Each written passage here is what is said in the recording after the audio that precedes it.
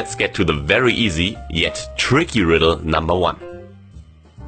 If it takes 5 machines 5 minutes to make 5 t-shirts, how long would it take 100 machines to make 100 t-shirts? You can always pause the video to have more time to think. 3, 2, 1. Your intuition might have fooled you if you didn't think carefully before answering. The answer is 5 minutes. Each machine takes 5 minutes to make its t-shirt. Therefore, each of the 100 machines would have finished making its t-shirt in 5 minutes. The second riddle is a bit harder. There is a special offer at a close garden shop. They sell super grass, a patch of sod that doubles in size every day. Peter is excited about that offer and figures that his garden is big enough that if he buys 1 patch, it will cover his garden in 10 days, because each day it doubles in size. Peter decides to speed up the process and buys 2 patches of sods. How many days will it now take for the super grass to cover the whole garden? Pause here and take your time if you want to. 3, 2, 1.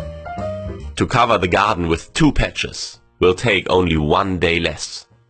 If 1 patch covers the garden in 10 days, it covers half of the garden in 9 days.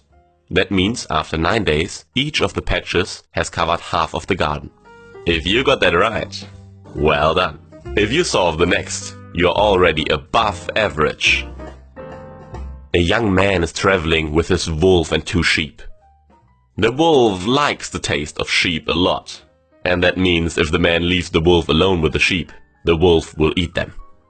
They come to a river and need to cross it. The man finds a small boat that can carry only him and 1 animal. Now he got a problem. How can he get himself, the wolf, and the 2 sheep across the river safely? Pause the video now to figure it out. 3, 2, 1. Did you come up with the answer? The first thing the man needs to do is take the wolf over and return with nothing. Then he can go over with 1 sheep and return with a wolf. Now go over with the 2nd sheep and leave the wolf alone. Again return with nothing and finally take the wolf over. Now we come to the hard riddles. 4 criminals agree to play a game in order to gain their freedom. The 4 criminals are lined up on some steps as shown in the picture. They are all facing the same direction. A wall separates the 4th man from the other 3.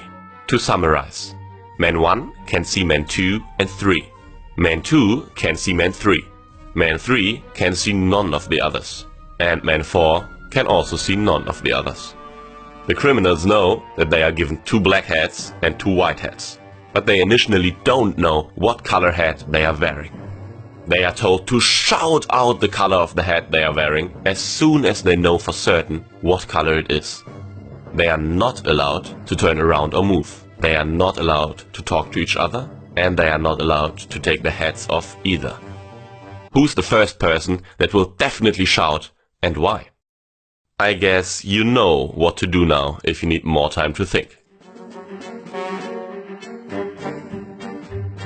3, 2, 1. Man 2 is the first person who will definitely know his hat color.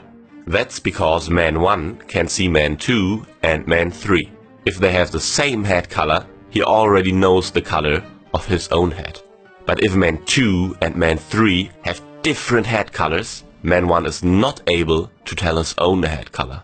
Based on man 1's silence, man 2 is able to interpret that he and man 3 are wearing different hat colors. Now man 2 knows that he is wearing the color that man 3 doesn't wear, and he can shout out his hat color.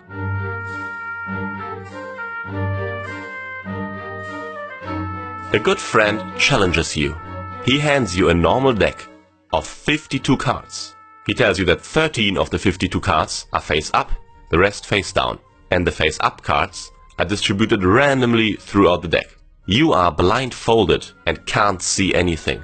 Your task is to create 2 piles of cards, with the same number of face-up cards, and you have to use all the cards. How can you accomplish this seemingly impossible task? Remember, you have no idea where in the deck the face-up cards are, and you don't see anything.